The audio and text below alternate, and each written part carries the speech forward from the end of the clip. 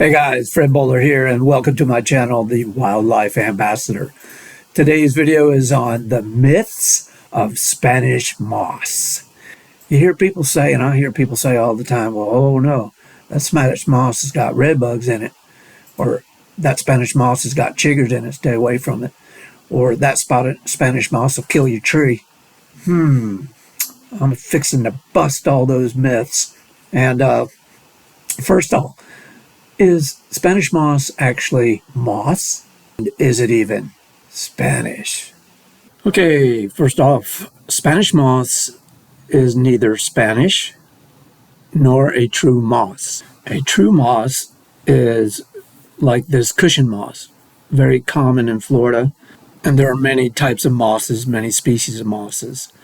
Then there's deer moss, which is actually a lichen, but more closely related to moss than Spanish moss. So Spanish moss is actually an epiphyte. It's epiphytic. What does that mean?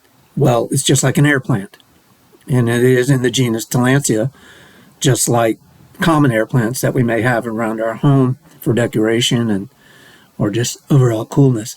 But it doesn't harm the tree. It actually just has little roots that hold on to the branch, and then it gets all its nutrients through the air, typical of epiphytes. It does no harm to the tree. You'll hear people say, oh, too much Spanish moss can kill the tree. You'll see oak trees that are hundreds of years old, and they'll be covered in moss. It's not the first time they've been covered in moss in their lifetime. So they've gone a century or so covered in Spanish moss. If you notice a tree is dying and it's covered in Spanish moss, the cause is due to its health being compromised at the end of lifespan, disease, or bugs causing the death of the tree. The Spanish moss did not cause the death of the tree. Now, there are phytoparasitic plants that can lead to the death of the tree by sucking out the nutrients. One of them, which is very popular around the seasons, is mistletoe. Mistletoe embeds itself, puts its roots inside the tree, and steals the nutrients from the tree. So in the wintertime, when you see all the leaves gone off the tree, except for these little balls of leaves in a tree, that's mistletoe. And they can and probably will eventually kill the tree. Next up, we have people saying, well, I don't get near that Spanish moss because it's full of red bugs. You know, chiggers. Spanish moss has been used for centuries to stuff pillows, mattresses, just general bedding, insulation. It has many, many, many uses that have been used in the past, and some still use it today.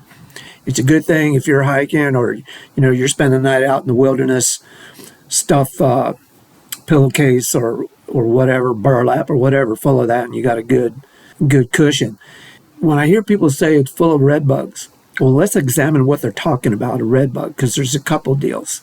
So the real red bug is an actual true bug that's very common in the order Hemiptera. And if you live here, you know what I'm talking about. And it's again, phytophagic. Phytophagic, what does that mean? It eats plant life or sucks plant juices. They do not suck human juices. There are a couple of different invertebrates that people are referring to.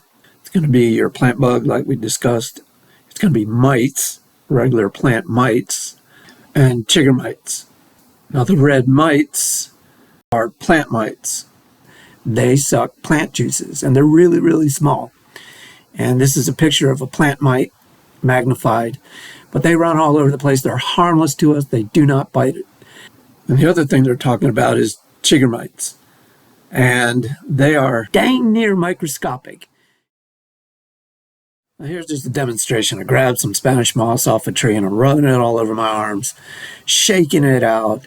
And I did this quite a few times, and I've done it before to show people like on hikes, and very little, if any, bugs come on me. And if they happen to, it's just that bug happened to be there. Now, a possible explanation for people getting bugs on them from Spanish moss would be the moss touching the ground, either at one time or in the wind, and getting mites.